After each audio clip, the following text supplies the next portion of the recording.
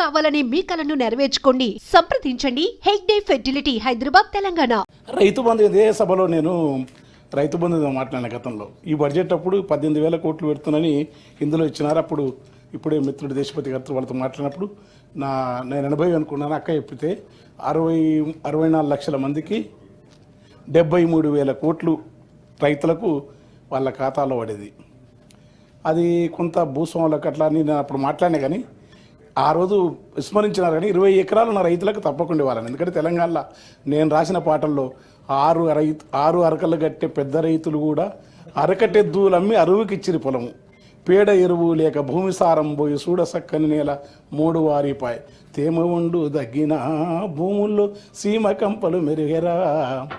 వయ్యారి బామొచ్చి వరి మల్లె మొలిసింది లొట్ట పీసు చెట్లు గెట్టున వెరిగినవి తరి పొలము దగ్గింది బెరి కలము మిగిలింది సెలకంత మొరమయ్యి గొలుకు గొలుకయ్యింది కలమంద జమ్ముళ్ళురా తెలంగాణ కరువుకు గుర్తాయరా.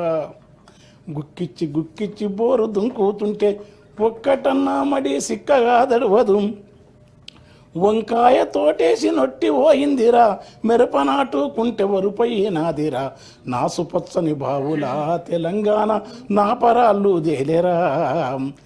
కంటె కానుపు కొరకు సస్తె బొంద కొరకు ఉలస భోజన జనము వచ్చిపోతుంటారు. సావు పుట్టుకల మధ్య తప్పని పెళ్లికి ఇండ్ల సున్నాలేసి ఎగురంగ చేసేరు.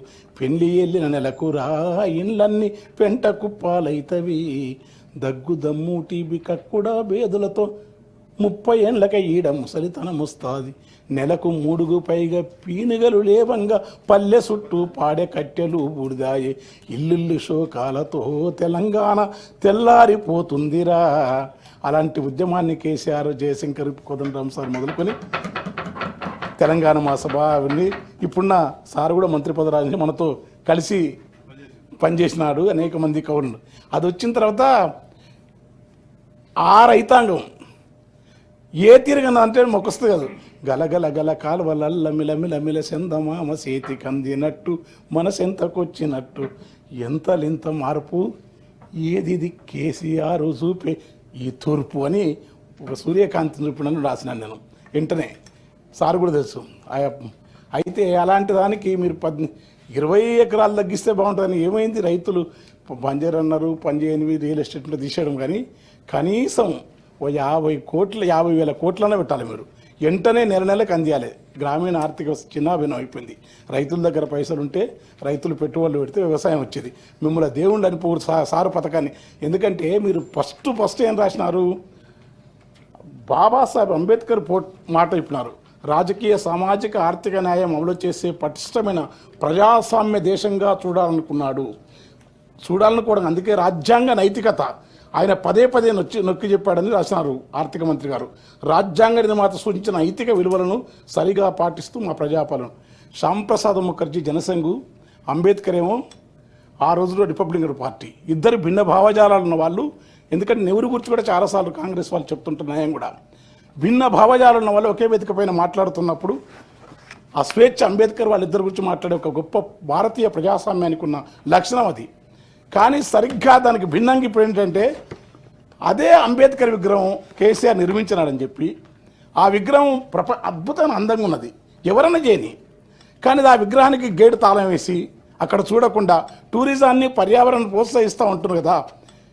మన అభివృద్ధి కానీ, మన వికాసం కానీ, మన మార్కెట్ ఎకానమీ కానీ మనం చేసే అభివృద్ధి అవుతుందో అది మన సంతోషం, మన మానసిక వికాసానికి కూడా ఉంటుంది. దాంట్లో ఆర్థిక రాబడితో పాటు మానసిక వికాసం కదా. అంబేద్కర్ తాళం వేస్తే ఏమనుకోవాలి. ఎందుకంటే స్టాలిన్ గురించి ఈ సభలో చాలామంది పాలకపక్షం సభ్యులు చాలాసార్లు మాట్లాడారు.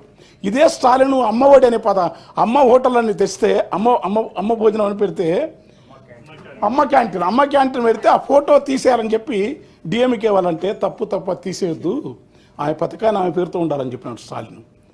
అంటే ఒక భిన్నాప్ర అంబేద్కర్ విగ్రహాన్ని పెట్టినంత మాత్రాన, కేసీఆర్ తెచ్చినంత మాత్రాన మరి దానికి నేను ఆడిపోయినాక నాకు కళ్ళ నీళ్ళు వచ్చినాయి. ఎందుకంటే ఇదెక్కడి పద్ధతి? ఇదే తెలంగాణను ఎదపైన దిగులు బండ జరిగి బాధ తొలిగి ఎండిన సెలిమ నిండిన అనుభూతి కలిగినట్టు మార్పు వచ్చింది.